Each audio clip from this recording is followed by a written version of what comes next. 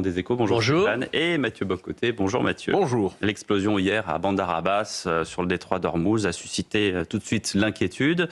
Difficile encore de dire ce qui s'est passé. En tout cas, ce matin, les forces armées iraniennes sont en alerte. L'armada américaine est au large. Téhéran juge les armées européennes comme terroristes. Quelle est la position de la France insoumise sur les régimes iraniens et sur la réponse à y apporter ?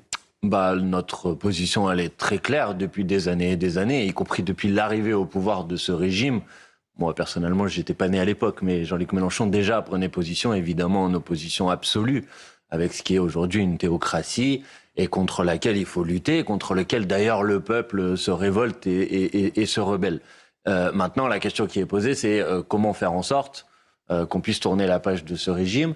Et moi, je fais partie des gens, et la France Insoumise fait partie des organisations politiques qui disent qu'il n'y aurait rien de pire, entre guillemets, qu'une intervention armée étrangère, parce qu'elle ne permettrait pas de régler le problème et la question. D'ailleurs, on voit bien que Donald Trump n'a que faire de la nature du régime iranien et de la situation de la population iranienne. Et ce qu'il cherche à obtenir, c'est un nouvel accord stratégique pour pouvoir accéder aux ressources naturelles et au pétrole en particulier. Mais donc pour lui, c'est business first, à votre avis ? Évidemment. Moi, c'est pas. Enfin, je pense que. Il me semble qu'à peu près tout le monde a compris que Donald Trump n'a strictement rien à faire de la... Le point d'interrogation avec ça, c'est que vous dites d'un côté, il faut soutenir le peuple iranien. Oui. De l'autre côté, effectivement, les interventions étrangères, militaires, ont leur bilan depuis 25 ans. Donc, que veut dire soutenir le peuple iranien au-delà de l'appui moral dans les circonstances actuelles ? Vous avez raison. Il y a un entre-deux quand même. C'est pour ça que je vous demande comment le pensez-vous ? Moi, je pense que la France devrait saisir le Conseil de sécurité des Nations Unies. Moi, je pense que s'il y a des négociations, puisqu'il semble dorénavant, en tout cas ces dernières heures, que ce soit la voie diplomatique qui soit explorée, il ne faut certainement pas laisser Donald Trump mener la voie diplomatique. Parce que, si Donald Trump mène la voie diplomatique, c'est pour obtenir un accord sur les ressources. Et pas du tout un accord sur le régime. Et peut-être qu'il pourrait y avoir une autre diplomatie qui consiste à négocier l'organisation d'élections libres pour que le peuple iranien puisse choisir librement son avenir. Comment comprenez-vous le déploiement de la flotte américaine là-dedans ? Vous ne voyez pas venir le moment où les Américains décideraient de frapper ?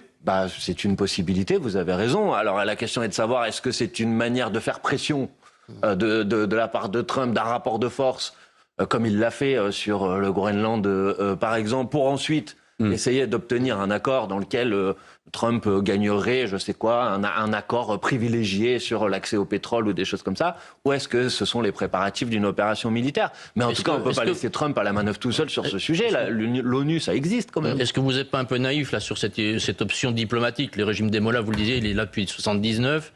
Si ces gens-là avaient envie de négocier ou d'organiser des élections, ils l'auraient fait depuis longtemps. Évidemment qu'ils n'ont pas l'intention d'organiser des élections libres. Mais réunir le Conseil de sécurité des Nations Unies, ça sert à rien. Ah bon ? Vous avez essayé ? Il y a déjà eu des réunions sur l'Iran, ça n'a jamais débouché sur rien, parce que les Russes ont bloqué comme à chaque fois. Parce que vous pensez qu'une intervention militaire extérieure, ça sert à quelque chose ? C'est pas ce que je vous dis. Pardon, mais je veux dire, c'est les mêmes débats. Est-ce que c'est l'un ou l'autre, ou est-ce que c'est encore le travail de la diplomatie ? Parce que vous conviendrez, Emmanuel Bompard, que dernièrement, comme je reprends les propos de Stéphane, les dernières réunions à l'ONU n'ont pas servi à grand-chose. Il y a beaucoup de bruit pour rien à l'ONU aujourd'hui. Je vous ai pas dit il suffira de saisir le Conseil de sécurité de l'ONU pour régler le problème. Je préfère vous expliquer parce qu'on l'a compris comme ça. Vous l'avez mal compris. On pourrait le faire quand même. Ouais. On pourrait au moins saisir le sujet, faire en sorte qu'il y ait une discussion internationale sur la question. Ensuite, on apporte notre soutien. Il y a des sanctions contre les dignitaires du régime.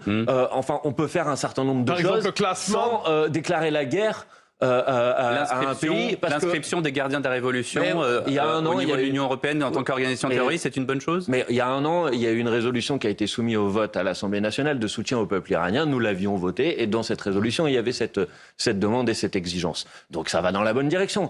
Ça va dans la bonne direction, mais par exemple, votre collègue Rima Hassan à l'Union européenne s'est opposé à ça. Elle a même pris un amendement contre cette résolution. Écoutez, franchement, regardez, vérifiez l'information que je vous ai donnée. Il y a un an, il y a eu une résolution votée à l'Assemblée nationale. Non, mais là, vous parlez pour LFI.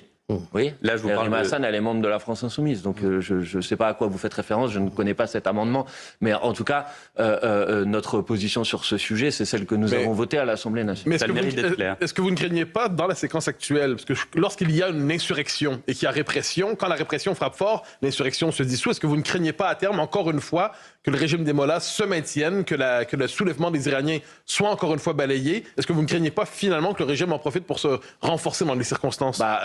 Si, bien sûr. Et par ailleurs, mon point de vue, c'est que les opérations extérieures militaires sont aussi très dangereuses parce que évidemment elles soudent la population autour, je vais pas dire de ses dirigeants, parce qu'en Iran, je pense qu'il y a une telle colère légitime et un tel rejet dans une grande partie de la population iranienne. Mais le risque d'une opération extérieure, c'est aussi celle-là.